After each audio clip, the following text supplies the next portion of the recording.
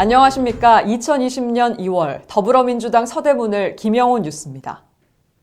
첫 번째 소식입니다. 국회는 26일 본회의를 열어 코로나19 사태에 대응하기 위해 코로나 3법을 통과시키고 대책특별위원회를 구성했습니다. 코로나 3법은 코로나19에 대응하기 위해 마련한 감염병의 예방 및 관리에 관한 법률과 검역법, 의료법 개정안을 말하는데요. 재석 의원 전원 찬성으로 통과됐습니다. 또한 국회 코로나19 대책특별위원회 구성도 완료됐습니다. 더불어민주당 김영호 의원을 비롯해 기동민 의원, 김진표 의원 등 더불어민주당 의원 9명과 자유한국당 의원 8명, 민주통합의원 1명이 구성돼 활동을 시작했습니다. 특히 더불어민주당 코로나 특위로 활동 중이었던 김영호 의원은 개인 블로그를 통해 9차례에 걸쳐 서대문을 지역의 코로나19 확진자 소식과 각종 정보 등을 주민들에게 보고했으며 현재 선거운동을 뒤로하고 코로나 확산을 방지하기 위해 총력을 다하고 있습니다. 본회의에 참석한 김영호 의원은 지금 가장 시급한 문제인 마스크 품귀 현상을 해결하기 위해 최선을 다하고 있다며 총리실과 직접 소통하면서 국민의 건강과 침체에 빠진 대한민국 경제를 살리는데 크게 기여할 수 있도록 모든 것을 다하겠다고 말했습니다. 다음 소식입니다. 지난 18일 김영호 의원은 조희연 서울교육감을 만나 서대문구의 학교 문제에 대해 논의했습니다.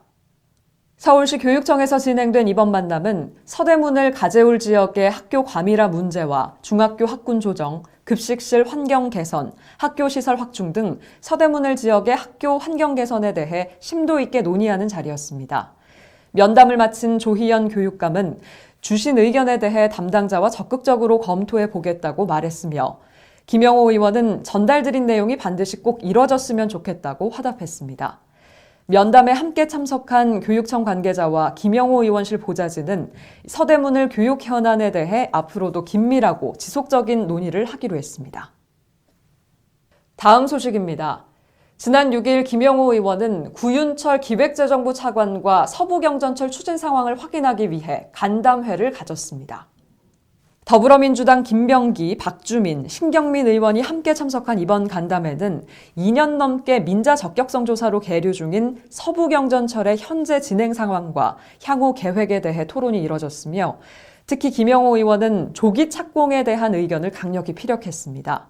이에 구 차관은 현재 민자 적격성 조사가 차질 없이 이뤄질 수 있도록 최선을 다하고 있다며 5월경에는 발표할 예정이라고 말했습니다. 네, 자세한 이야기 김영호 의원 직접 모시고 들어보도록 하겠습니다. 의원님 안녕하세요. 네, 안녕하세요. 네. 총선이 40여일 정도 남았습니다. 네. 코로나19 때문에 많이 정신이 없으실 텐데 선거 운동에도 역시 차질이 있죠. 네, 그렇습니다. 지금 우리 국민들은 4.15 총선보다는 코로나19 사태에 대한 많은 걱정들이 있잖아요. 네.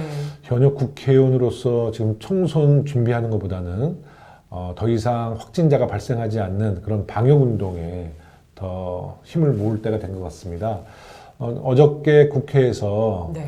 코로나19 대책 특위가 이제 국회에서 통과됐고요. 네. 저도 그 위원으로서 활동하게 됐는데 더 이상 코로나19가 확산되지 않도록 국회에서 모든 힘을 다해서 우리가 빨리 차단해야 될 것 같다는 생각을 갖고 있습니다. 네. 네.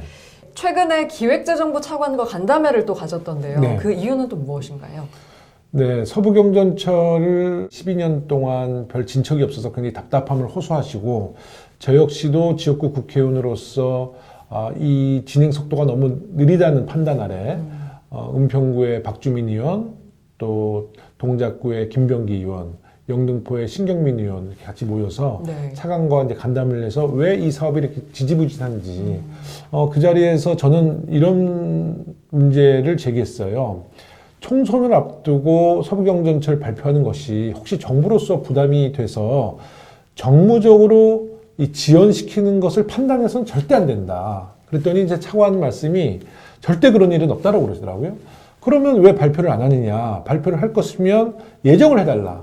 근데 저희가 강력하게 주장했고 차관이 굉장히 조심스럽게 올 5월 달쯤에 발표를 예정합니다라는 구두 답변이 있었어요. 그렇다면 5월 달에 발표할 거라면 그 관련된 문건을 직접 우리에게 달라. 네. 그래서 약속을 해달라. 그랬더니 굉장히 난감해해요. 그래서 저희가 사실 자료 요청을 해서 이제 문건을 받았어요. 네. 받았는데 공무원들이 좀 보수적인 입장이잖아요. 그 문건에는 2020년도 상반기 내에 발표하겠다라는 내용이 담겨져 있죠.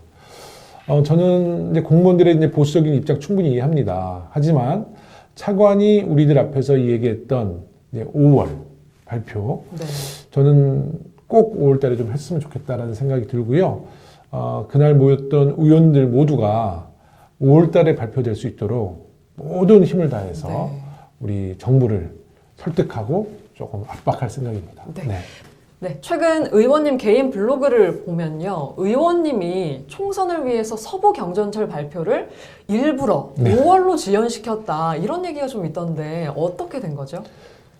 정말 황당한 주장이라고 생각합니다. 제가 서부경전철을 만에 하나 총선에 이용하려면 2월, 3월, 4월 달에 발표하는 것이 제 총선에 도움이 되지.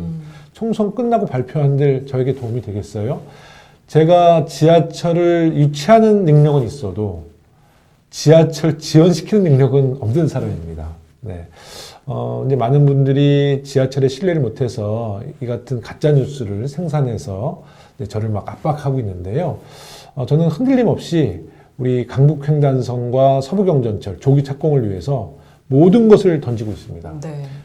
이 강북횡단선, 서부경전철 이제 두 가지 도시철도가 서대문에 들어오게 되면 아마 서대문구는 아마 대한민국 수도 서울의 가장 중요한 교통의 요충지로 부각될 가능성이 높죠. 네. 앞으로도 서대문 지하철 추진을 네. 위해서 더 많은 노력 부탁드리겠습니다. 네, 고맙습니다. 네, 감사합니다. 네. 마지막으로 김영호 지역위원장의 주요 활동과 서대문구 단신을 알아보는 서대문 이모저모 시간입니다.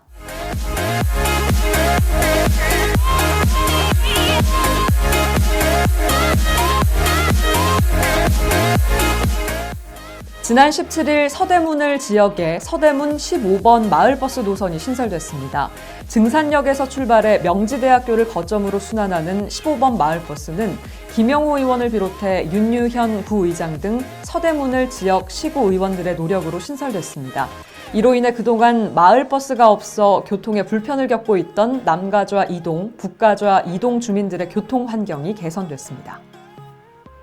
지난 11일 김영호 의원은 전국장애인 부모연대로부터 감사패를 받았습니다.